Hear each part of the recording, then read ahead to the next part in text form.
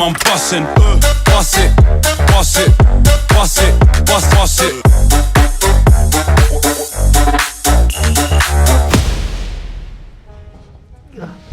Alright guys, so this is the tray. The tray is completely finished and this is it. I've got the awning on here, got the tail lights in, reverse light down there, number plate.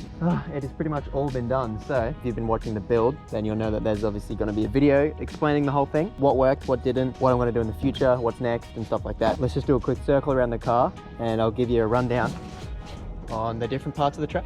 Alright, so starting out, well this is the tray. It is 1550 long by 17, no, I really can't even remember, but it's either 1650 or 1750 wide. I just like how it looks. It sort of just sits past the tow bar, so it's a nice length. It's about 850 tall, and the actual bar sits just above the roof line, not up to the roof, like the roof rack line, but when I do have a rooftop tent on there, it will be slightly higher, and I won't be using the roof racks then. But we have the tapered in corners.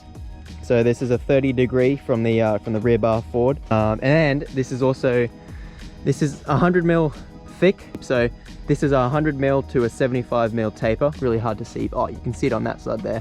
There's a slight taper in it, which makes it look really, I don't know, just sets it off, I'd say. I did make it thinner on purpose to fit these scrubbies in. I knew that I wanted to incorporate them in the like end result, so I made it just a little bit thinner just so that they would still fit in there nice, and they do, which is good. So yeah, these are just welded into place. They used to be bolted in, but because there's no actual rear mount just yet, they were pretty loose, you know, wobbling around a bit. So I decided to just weld it to the scrub bar. So this whole bar is all one piece. Obviously it can be attached to the bull bar by like a bolt, but pretty much the whole bar is one piece that bolts onto the chassis underneath. So yeah, that's pretty cool. Another key feature that I added in was it's actually not straight up and down from the base of the tray. It's a 10 degree incline and then another 10 degrees to make up 20 degrees at the top. This was purely so that I would have good mirror, because I mean, if you guys have seen these cars or have owned one, you'd know that this model and the model before it, the mirrors are absolutely, they're ridiculous. I don't know what, I've got no idea what they were thinking when they made them. They sit in so close so you can't really see much. So purposely left this in here so that I can have a clean line straight through, so I can see out of my mirrors still. And it hugs the body really nice and it looks good in my opinion. So that's why I did that. Obviously I had the ladder rack on the back so that I can add a rooftop tent and have the awning supported back up here. Yeah, and for the mud flaps, I was originally going to have this bit of pipe continue down and then bend it like a 90 degrees and go in. I still don't know what I'm going to do. I might end up doing that, but I couldn't be bothered right now. I thought I'd just leave it. For a temporary slash semi-permanent, I guess, mud flap mount, I literally just got an angle here. You can see this bit of angle that I've cut, welded it onto the actual tray chassis, and then just put these mud flaps on here, and they do the trick. They haven't caught on the wheels yet, which is good. I can put a chain in and chain them up, but I honestly don't think I need to, because even if I was to reverse, they wouldn't really get ripped. But we'll see. Again, I haven't been off-road because I don't have a front diff. In the next few weeks, we should be back in business with a solid axle at the front, which would be really cool. For the taillights, these are the same taillights that I had on the other tray. Just eBay, 30 bucks for the two of them, I believe, or $33, something really like crazy like that. And it's cool because they're sequential, so you can see that it, you know, does the whole fancy looking thing, and it's like a halo light. Reversing light, I just have one of these. I think I got this with my headlights. There's like a thing on eBay where I got my headlights and then two of these. And they're real cheap as well, but they work really well as reversing lights because they light up a lot of stuff around. Then over here, obviously, have to light up the number plate. I'm gonna eventually mount like a rear winch here.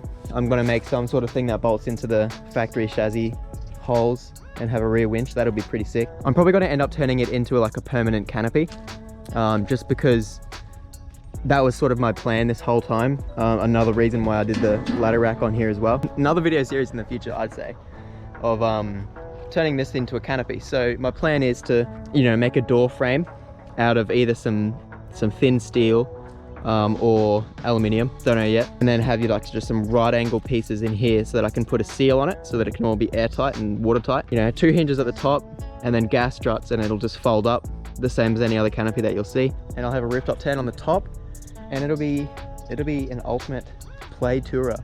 So the plan is to get it so that I can go out camping, but also go out and do the tough tracks as well. So yeah, the whole thing is currently coated in about 3 or 4 coats of cold gow, which is a zinc coating, and it's black, which happens to be good. But I've noticed that it's actually also a bit of an etch primer itself, but I've noticed it's not. Let me try and find some examples. Like here, for example, I don't know what I was obviously moving something here, but it started to flake, and if you sort of rub it, it'll flake off a bit more. So eventually I'm thinking I'm gonna rip the whole, maybe when the canopy's built, I'll probably take the whole thing off again and coat the whole thing in black Raptor, as well as all the bars and everything. It'll make it look a lot better. So that'll be another job in itself. But I mean, I'm really happy with how it is. Definitely a big learning experience, but a good one. If I was to do it again, I would go thicker steel. I've only got 1.6 mil thick on all of the 50 by 50, which is thick enough for what I want it to do, especially for the mounts. Because obviously if you watch the videos, you know how to do a lot of bracing. So I had a few people message me and give me some more tips on welding, which is good. So if I was ever to do it again, I would definitely go gassed instead of gasless. If you're looking at making a tray like this, definitely think about going gassed if you're doing MIG welding, purely because it's cleaner and you have more control and you can dial in the settings more. Obviously gasless works just as well. This whole thing is gasless MIG welded. This is the tray. This is pretty much the tray. Hopefully, like I said, soon the front diff will be in and we'll actually be able to go out and get off-road, like far out. You would have seen me just crawl across this little bit. That's all I've done. Like I haven't even, the turbo's been in it and I haven't even taken it off-road because I don't have front wheel drive. Like if I was to go anywhere, I'd just be in 2-wheel drive. So it kills me, hey, but soon, hopefully soon. Now, I put up a poll on Instagram not long ago and asked for a few questions. So I'm just gonna go through and answer them. All right guys, so we've got a few questions here. One from Nagora. Yes, I did make it myself. That's a bit of a running joke because look, I'm proud. I've been copying it a bit from some friends. I don't blame them. It's all I've been talking about. Jack Taylor, anything that I would change about it? Look, I don't think I would change anything about it. Designing it and building it yourself, you know, you think about these things, and so there's not really anything that you'd want to change.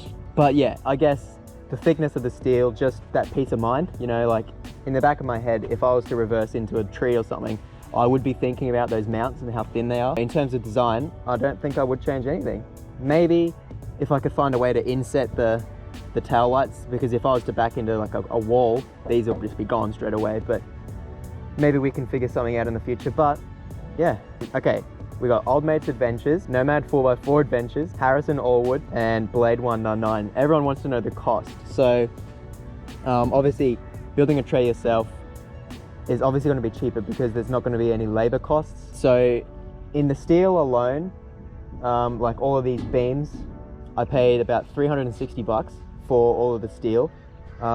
That's disregarding this checker plate. The checker plate was, I found it on Marketplace and it was 100 bucks for a sheet of 1800 by 1200 each, and I had 2 of them. So altogether it was probably about 600 and something. It was probably about 560 bucks roughly. You know, if you were to add up the welding machine, that's 300 bucks. Then you got welding supplies, grinding supplies, stuff like that. Easily can add another 100 bucks in that. So, I mean, altogether it was probably like a solid grand. But the steel itself, like the tray itself, is about 450 to 500 bucks. I understand why places charge what they do, but honestly, if you want to have a crack at it, do it. George Conan, I think I'm saying your name right, but he asked if I'm going to put a drawer underneath it, which is a good question actually. There is room here for a drawer, you know, in between these 2 chassis rails. Storage, you know, storage is always good. So what I was thinking of maybe doing in the future was having some under tray toolboxes that got, you know, the ones that go up the side, behind the wheel. Fold some of them up. So if I end up doing that, then I might as well just chuck a drawer in under there too. Like, yeah, look, a drawer would be awesome to have. Again, it's just that one thing that I want to try and make it myself. I want to be able to say that I've done everything on the car myself. Yeah, I would probably sometime down the future build a small tray for it. Probably nothing deep, just like something that I can sit some tools in or recovery gear and stuff like that. This has been the tray. If you guys have enjoyed this video, drop a like down below, leave a comment for the algorithm, and leave a comment below if you have any other questions. But that's all for this video. Soon we'll be getting back out and doing some forward driving. But yeah, thanks for being patient, guys. And I'll see you guys in the next video.